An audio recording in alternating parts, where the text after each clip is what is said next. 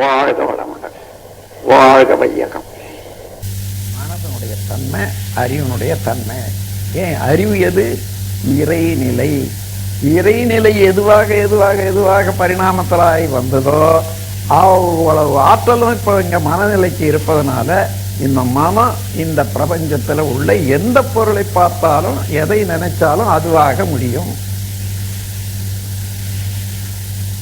இதற்கு ஸ்கூல் தேவையில்லை, ஸ்கூல் முடியாது.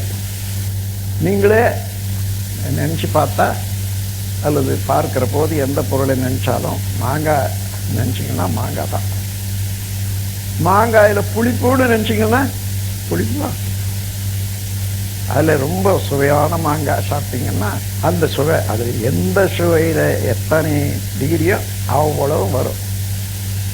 அப்போ பொருளாக இருக்கிறது அந்த பொருளில் உள்ள தன்மையாக இருக்கிறது ரெண்டுமாக மாறும்.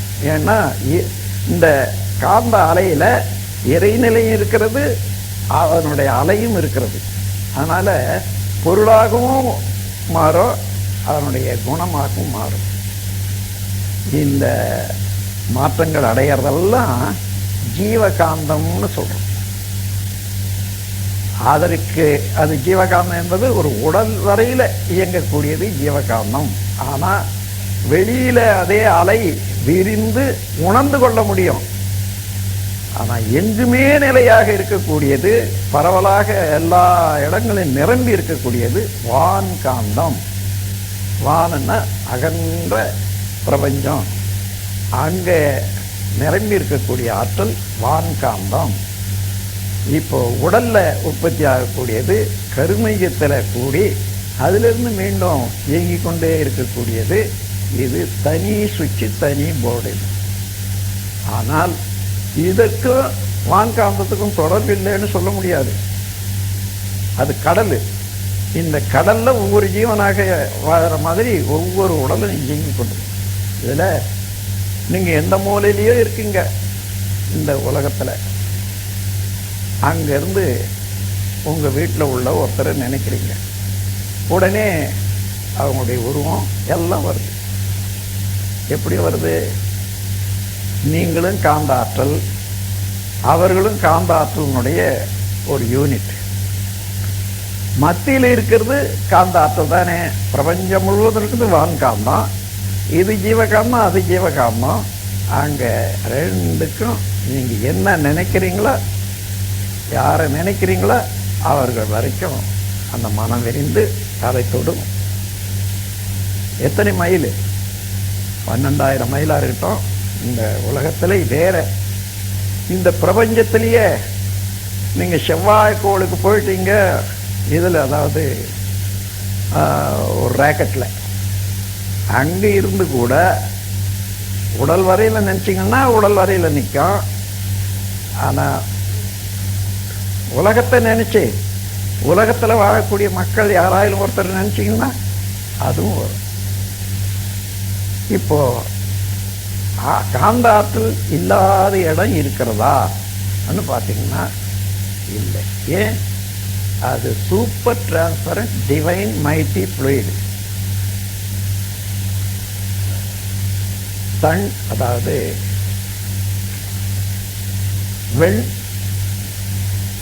வெண்மையான ஃப்ளூயிட், அது அதாவது தூய்மையான திரவம். வெள்ளம், வெள் என்பது தூய்மையானது, என்பது காந்தம். அந்த தூய்மையான காந்த ஆற்றல் தான் வெள்ளம் எனப்படுவது. அந்த வெள்ளம் என்று சொல்லக்கூடிய காந்த ஆற்றல்ல இறைவெளியும் அதன் அலையும் கூடியது. இறைவெளியும் அதன் அலையும் காந்தமாய் மலர்ந்துள்ள எங்கு எப்பொருளிலும் எல்லாவற்றிலும் நிரம்பியிருக்கிறது என்று அந்த கவியில வரும். இப்போ எனக்கு ரொம்ப திருப்தி இருக்குது. என்ன, நீங்கள் இறைவெளி நல்லா உணர்ந்து கொண்டீங்க, அதனுடைய சூழ்ந்தழுத்தும் ஆற்றலை புரிஞ்சு கொள்ள முடியுது.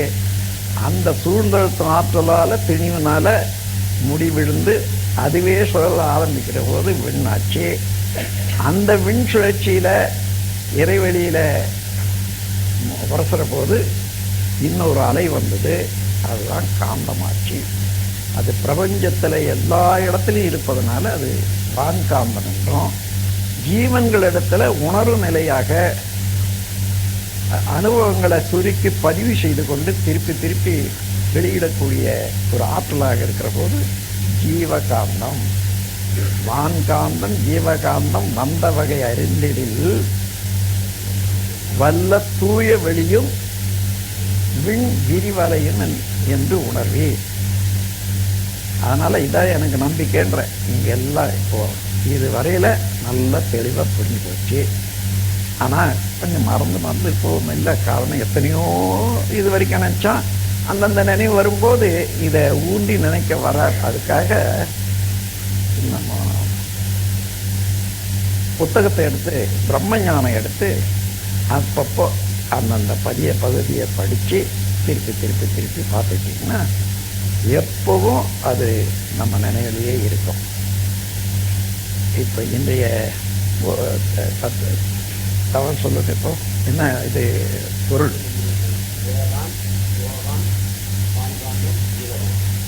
இப்போ இறைவெளி என்பது நல்லா புரிஞ்சு போச்சு இல்லையா? அதாவது கடவுள் என்பது யார்? அது எங்கும் இருக்கக்கூடிய super transparent mighty divine fluid, அதாவது வெள்ளம், காந்த ஆற்றல். அது இரண்டுமா சேர்ந்திருக்கிறது. அது விண் முதல் தோன்றியது, அந்த விண்ணிலிருந்து இன்னொரு விண் தோன்றியது. ரெண்டு சக்திகள். சிவம் என்பது ஒன்றுதான். அதனால்தான் கடவுள் என்பது ஒன்றாகவும், அந்த கடவுளுக்கு மனிதன் படைச்ச போது ரெண்டு பெண்காதின்னு படைச்சிட்டான். ரெண்டு சக்திகள்.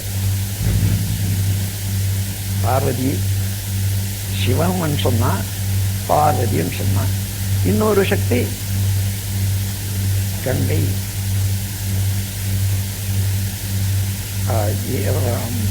காந்தம் கந்தன்னு சொன்னா அதுக்கு ரெண்டு சக்தி. ஒன்று தெய்வ யானை, இன்னொன்று வள்ளி. இப்படியே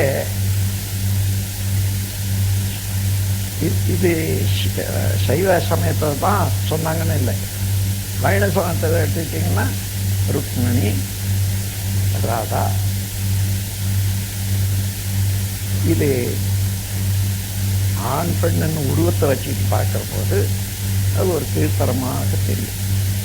ஆனால் சக்தி என்ற போது சிவம் என்ற அந்த அகண்டாகாரமான சிவநிலை, அதாவது இருப்பு நிலை, இருப்பாற்றல், அது சிவமாகவும், அதிலிருந்து நுண்ணி அலைகளாக தோன்றியது சக்தியாகவும், அதிலிருந்து இன்னொரு சக்தி தோன்றியது இரண்டாவது சக்தியாகவும், அந்த இரண்டாவது சக்தி முதல் ஆற்றலோடு சேர்ந்த போது காந்தமாகவும், அந்த காந்தம் அழுத்தம், ஒளி, சுவை, மனம் என்ற 6 நிலைகளாக வந்தபோது 6 தலைகள் என்றும் ஒரு கற்பனை செய்த போது அது காந்த புராணம்னு சொன்னாங்க. முதல்ல காந்த புராணம். அதுக்கப்புறம் எவ்வளவுமே சொல்லல, கொஞ்சம் நீண்டு போகும். அதை கந்த புராணம்னு. கந்த புராணத்தில் என்ன முக்கியம்? வள்ளி முக்கியம், தெய்வ யானை முக்கியம், 10 தலை முக்கியம். 10 தலை வச்சவன் கணக்கு போடுறான். கை எத்தனை? ஒரு தலை இருந்தா 2 கை வேணும். என்ன வேடிக்கை பாருங்க, கணக்கு எவ்வளவு நல்லா போட்டிருக்காங்க. அதுதான் அங்கே சில இடங்கள்ல கேட்டிருக்காங்க. என்ன நான் இந்த 6 தலை இருக்குதுன்னு சொல்றாங்களே கந்தனுக்கு, எந்த தலையில சாப்பிடுவான், எந்த தலையில மூச்சு விடுவான், அது விளக்க முடியுமா? எல்லா தலையிலும் தான். அப்புறம் 12 கையில எந்த கையை எதுக்கு உபயோகப்படுத்துவான்றது அது கற்பனையில செய்யற போது அது இயற்கையாக உண்மையான நிலையில அமையாது. அந்த என்று ஒரு பெரிய உண்மை, உலக உண்மை. இந்த உலக உண்மை மாத்திரம் இல்லை, இதில் நம்முடைய உண்மையும் இருக்குது இல்லையா? இந்த பிரம்ம ஞானம் நீங்க எப்படி தெரிந்து கொண்டீங்க என்று சங்கராச்சாரியர் இங்க வந்து ஒரு செய்தியை உட்கார்ந்து கேட்டார். அவருக்கு ஒரு ஆச்சரியம். நாம் வேதங்கள்ல இருந்து பிரம்ம ஞானத்தை படிக்கிறோம், இங்கே சின்ன பிரம்மத்தியமும் ரொம்ப நல்லா பிரம்ம ஞானம் பழகி கொள்றாங்கன்றாங்க. முடியுமா? எப்படி? அதே சொன்னார், நீங்கள் எப்படி சொல்லுவீங்க? அவருக்கு நேரடியாக கேட்டு தெரிஞ்சுக்கணும் தான் வந்தேன். நான் எப்படி எந்த நூலில் இருந்து இந்த விளக்கத்தை எடுக்கணும்? இது நம்ம கதை தானுங்களே. என்ன இது நம்ம கதையாச்சே. மனதுக்கு அடித்தளமாக உள்ளது அறிவு. இந்த அறிவு எங்கே இருந்து எப்படி தோன்றுதுன்னு பார்க்கிற போது இந்த உடல் பஞ்சபூதங்கள், இந்த பஞ்சபூதங்கள் தோன்றிய இந்த உலகத்தில் தான் தோன்றியது. இதே போல அண்டங்கள், அவைகளெல்லாம் அணுக்களுடைய கூட்டு தான் தெரிஞ்சது.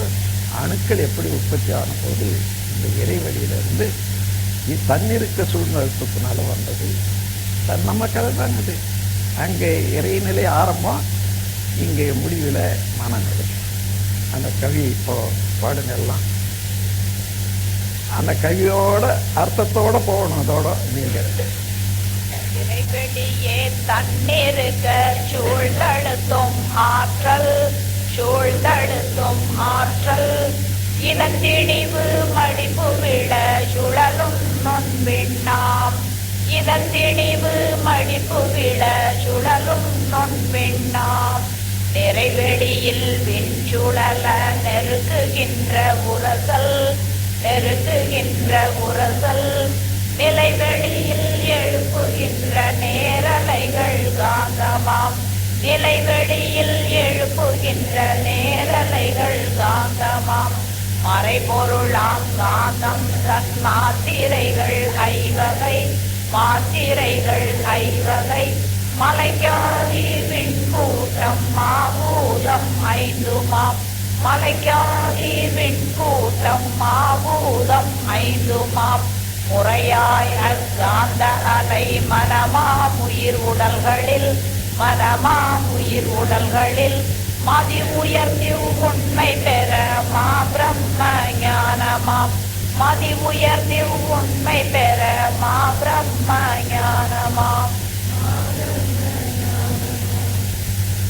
இப்போ முழுமையாக இந்த பிரபஞ்சத்தை பற்றியும் உங்களை பற்றியும் நம்ம பற்றியும் தெரியும். காந்த நிலை அறியாமல் கடவுளை அறிவதோ, கருமையை அறியாமல் அறிவினை அறிவதோ, மாந்தருக்கு வேறு வழி மாற்று வழி இல்லையே. இதுதானே காந்த தத்துவத்தில் வந்தது. அது நினைவு உள்ளவர்களுக்கு அந்த கருத்தும் தெரியும், அந்த கல்வியும் தெரியும்.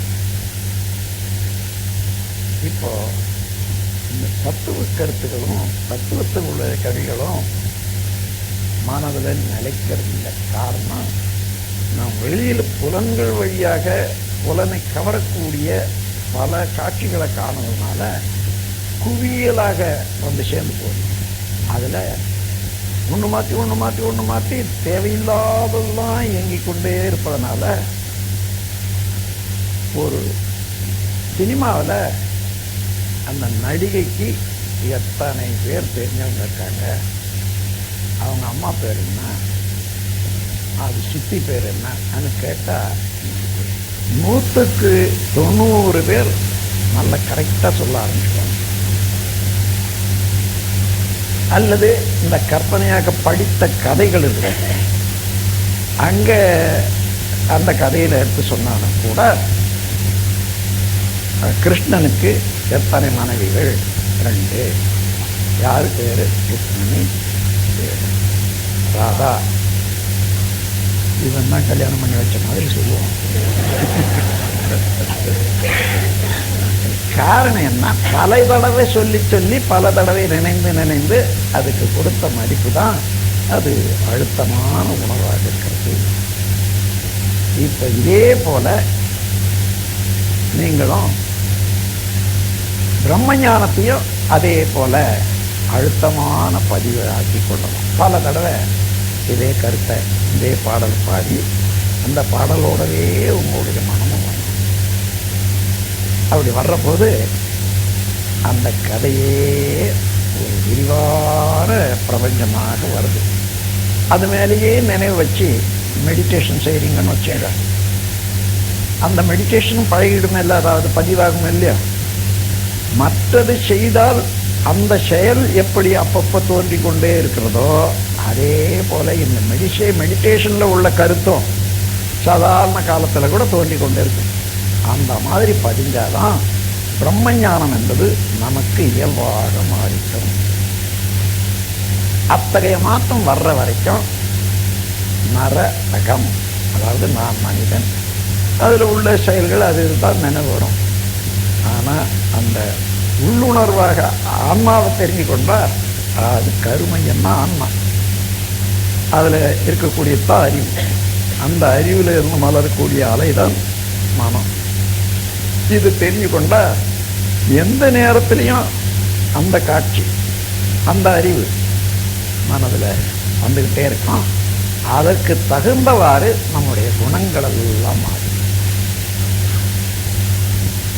உதாரணமா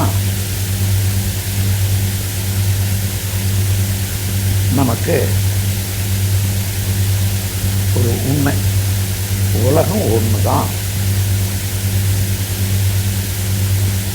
அதில் வீசக்கூடிய சூரியனுடைய அலை அதுவும் ஒண்ணுதான், சூரியனும் ஒண்ணுதான், வெளிச்சம். நாம் குடிக்கக்கூடிய தண்ணியும் கடல்ல இருந்து வர்றது, அதுவும் கடலும் ஒண்ணுதான். நாம் எல்லாரும் சுவாசிக்கிற காற்றும் ஒண்ணுதான். இந்த ஒரே காற்று தான் நம்ம சுவாசிக்கிறோன்றத தினம் செய்யறோம்ல. இது எத்தனை பேரு நினைச்சு பார்த்திருக்கோம் சொல்லுங்க பார்க்கலாம். நினைச்சு பார்த்திருந்தா அவன் தீண்டத்தகாதவன் யாராயிரம் பார்த்து சொல்லுவோமா? அவன் விட்ட காற்று இந்த காற்றுல சேர்ந்து நாம் வாங்கிவிட்டு அது அவன் விட்டுக்கிட்டே இருக்கான். தினந்தோறும் எல்லாரும் விடுற காற்று எல்லாரும் கூட்டிட்டு இருக்கிறான். அப்போ அவன் குறைந்த ஆற்றலுடையவன் அல்லது ஜாதி பேரு என்ன வருமானு பாருங்க. அது தெரிஞ்சு போச்சுன்னா அவன் ஜாதியில தாழ்ந்தவன், நான் ஜாதியில உயர்ந்தவன் யாராயும் சொல்லிக்கொள்ள முடியுவான். அதான் உள்ளதை உணர்ந்தால் நல்லதே தான் செய்யும். அந்த உள்ளது என்று சொல்ற போது ஒவ்வொன்றுக்கும் உள்ளது என்றது எது? அலை இருக்குது. அலையில புறத்தே உள்ளது அசைவு, அது அலையாக வருது. ஆனா எது அலையாக இருக்குதுன்னு பார்க்கிற போது கடல் நீர். கடல் நீர் தான் அலையாக இருக்கிறது. அப்ப அது உள்ளது, அதுதான் உள்ள பொருளாக அமைந்திருக்கிறது. மேற்புறமாக இயக்கமாக இருக்கிற போது அது அலை. அது உட்பொருள் என்ன? நீர். அதே போல எந்த பொருளை எடுத்தாலும் அது இறைநிலைதான் என்பது உணர்றதுக்கு இதிலிருந்து ஒரு சிறு பழக்கத்தை வச்சுக்கணும். எந்த பொருளை பார்க்குறீங்க? இந்த பேனாவில் இறைவனை காணலாம். எதனால் ஆக்கப்பட்டது இந்த பேனா? அணுக்களால் ஆக்கப்பட்டது. அதை தெரிஞ்சுக்கணும்னு சொன்னால் எரியில நெருப்பில் போடுங்க, அப்படியே அதனுடைய ஒவ்வொரு அணுவும் தன் ஆதி சுழற்சி வேகம் வந்து விடும். சுழற்சி வேகம் வந்த பிறகு ஒன்று தள்ளி நிறுத்தம், அப்படியே கலைஞ்சிடும். அணுவாக ஆகி காற்றுல கலந்துடும். ஆனால் பேனா இல்லை. பேனாவாக இருந்த அணுக்கள் அது காற்றுல கலந்தாச்சு. இப்போ சொல்லுங்க மறுபடியும். இப்போ இது இந்த பேனாவை பார்க்க எதனால பேனா ஆக்கப்பட்டது? அணுக்கள் என்பது என்ன? இறைவனுடைய அது சின்ன தெய்வம், அவ்வளவுதான். சின்ன தெய்வம்னா இறைநிலையனுடைய சிற்றுருவம் அப்படி வச்சுங்க. இந்த சின்ன தெய்வம் கதை தெரியுமா உங்களுக்கு? யாரோ ஒருத்தர் விருந்துக்கு வந்தான் வெளிநாட்டில் இருந்து. ஒருத்தர் இட்டுட்டு போய் ஒரு கோயிலில் காண்பிக்கிறாங்க. நல்ல கல்லில் செய்திருக்காங்க. இது நன்னிக்கல், இது செங்கல், செவந்த கல்லுன்னுட்டு அதை சிலையை பார்க்க சொல்கிறாங்க. ஐயோ தப்பு பார்த்து சொல்லக்கூடாது, அது சாமியை போய் கல்லுன்னு சொன்னால் சரியில்லை, தப்பு. ஐயோ அப்படியா, நான் இனிமேல் அதை மழை செய்ய மாட்டேன்னு சொல்லிட்டு வீட்டுக்கு வந்துட்டான். சாப்பாடு போட்டான். சாப்பாட்டில் ஒரு கல்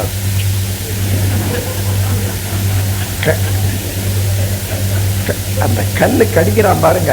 அது என்னப்பா, அது சின்ன சாமின்னு.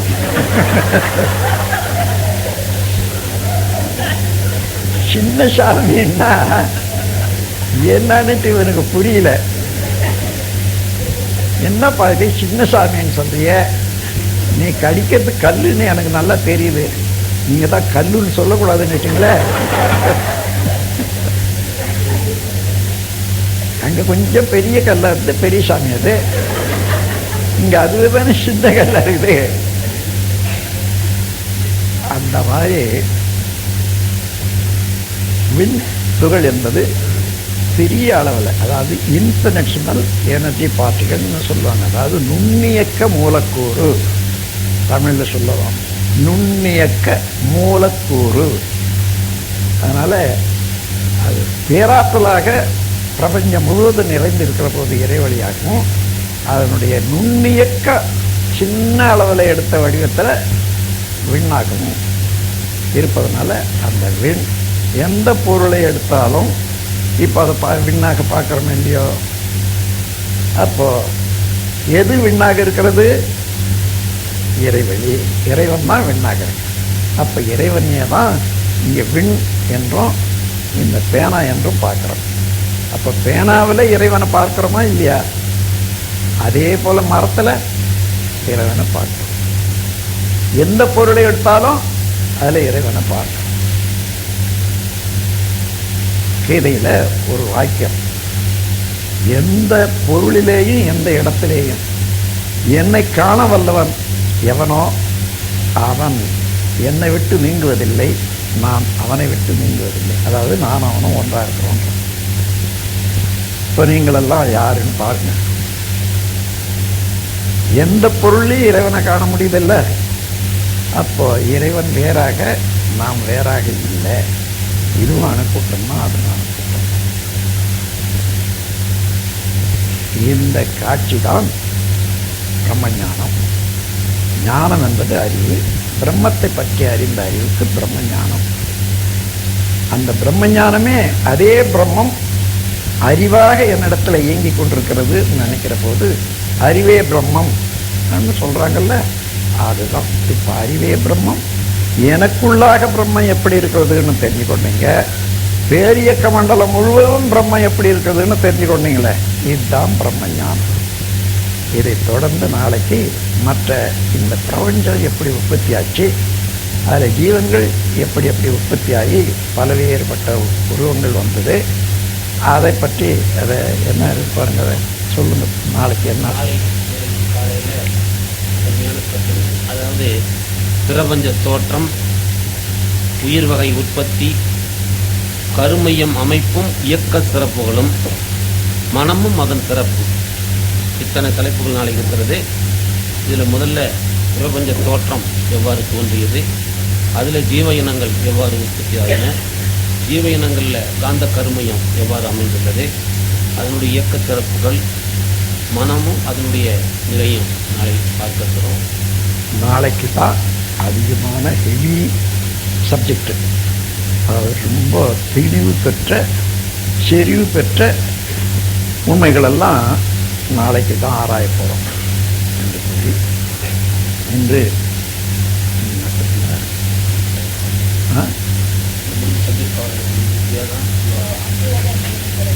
இல்லைம்மா, சாயங்காலம் வச்சுக்கிறேன். இப்போ இதே தத்துவத்தில் இன்னும் பேசணும்னு ஒவ்வொருத்தருக்கும் ஆசை இருக்கும். ஏன்னா அதுவே நாம இருக்கிறதுனால சில இடங்களில் கேள்விகள் வரும். அதற்கெல்லாம் பதில் சொல்வதற்கு ரொம்ப சிறந்த ஆராய்ச்சியுடையவர்கள், ஏற்கனவே பிரம்ம ஞானம் பெற்றவர்கள், ஆசிரியர்களாக இருக்காங்க இல்லையா, அவங்களோட கலந்து உரையாடுறதுக்கு 8 மணிக்கு இங்கேயே கூடிக்கொள்ளுங்க. டிஃபன் சாப்பிட்றீங்க, சாப்பாடு சாப்பிட்றீங்க, சாப்பிட்ட உடனே 8 மணி தானே அது, 8 மணிக்கு இங்கே வந்தால் அது இன்னும் ஒரு அரை மணி நேரம் 3/4 மணி நேரம் அதை தேவையான அங்கே என்னென்ன கேள்விகள் கேட்கணுமோ கேட்டால் பேராசிரியர்கள் பதில் சொல்லுவாங்க. என்றைக்காக தெரியல. நாளைக்கு காலையில் வரக்கூடிய சப்ஜெக்டு, மாலையில் வரக்கூடிய சப்ஜெக்டு, இதெல்லாம் பற்றிய நாளை மாலையில் அதே கேள்வி நேரத்தில் 8 மணிலேருந்து 9 மணி வரைக்கும் நான் இங்கே உட்கார்றேன்.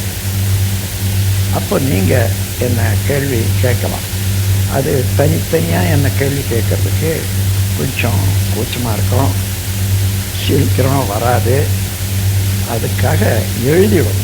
நாளைக்கு மாத்திரம் உங்கள் புத்தகத்திலேருந்து ஒரு சின்ன ஒரு பேப்பரை கிழிச்சு எழுதிடும். எழுதுகிற போது கேள்வியாகத்தான் இருக்கணும், ஒரு கதையாக எழுதக்கூடாது.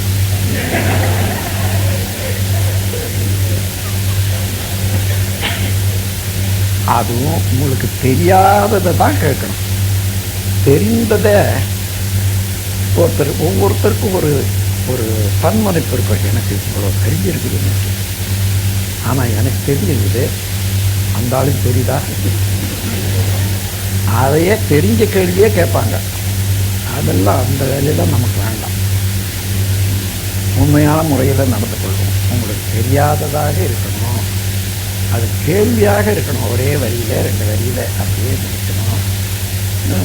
ஒருத்தருக்கு கேட்ட கேள்விக்கு நான் சொல்கிற பதில் எல்லாருக்கும் அது உதவியாகவும் இருக்கும்.